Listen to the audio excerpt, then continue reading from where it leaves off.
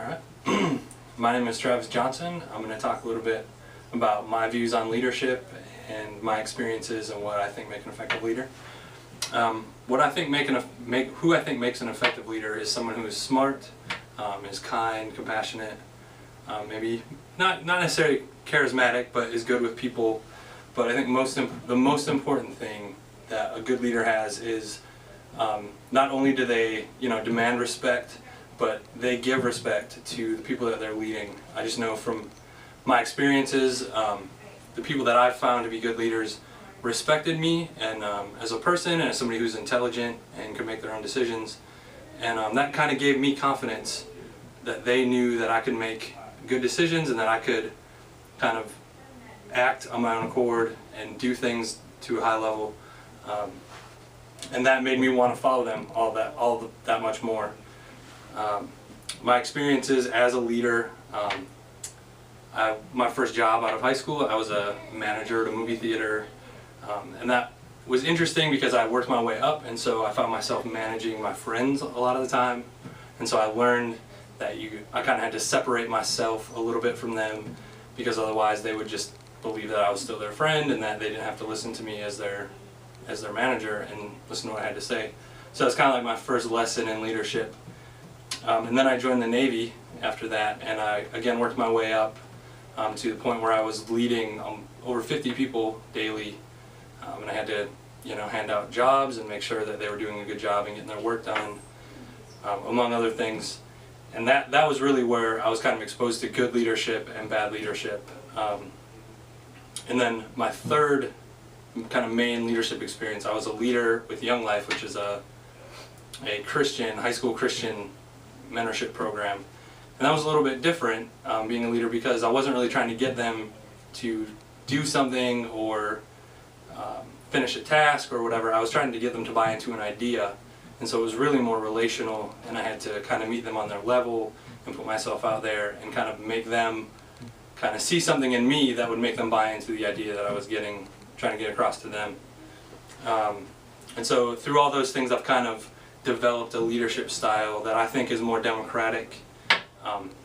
Because when I go in and I lead people, I'll have kind of a direction or a vision, but also 'cause I respect the people I'm leading, and so if they have a good idea or if they find another way of doing things, I'm always open to listening to what they have to say, as long as what they say or their idea kind of continues towards the goal.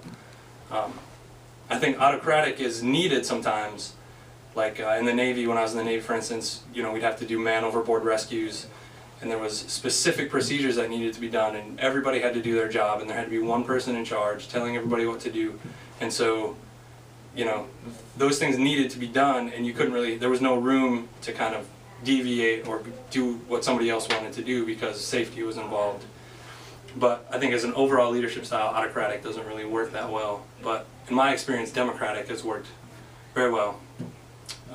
Some of my barriers to leadership through that have been, as I mentioned before, being too buddy-buddy with people that I'm leading so that they sometimes can feel they can walk all over me. Another one, though, is sometimes when I see a leadership, like avoidant leadership, or I see a solution to a problem, a lot of times I won't say anything, I won't take the initiative to step up because I'm afraid of what people will think, or I'm afraid that I'll be wrong or that it won't work.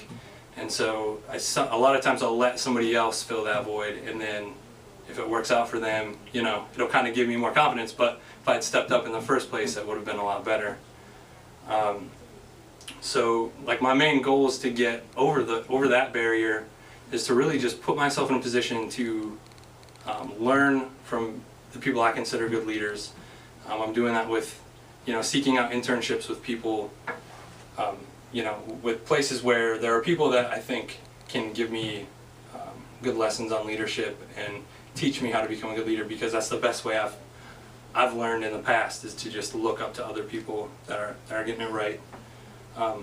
Another way is I try to volunteer or do as many things as possible, kind of a wide variety of things, to get experience and to gain knowledge in many different ways, so that I can always bring kind of a different view to the situation, kind of look outside of the box.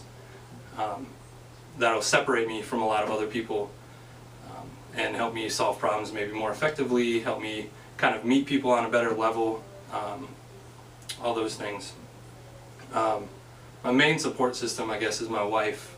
She's been great in kind of supporting me and giving me good advice when I need it, and I think she'll be instrumental in helping me grow as a leader and a person. Thank you.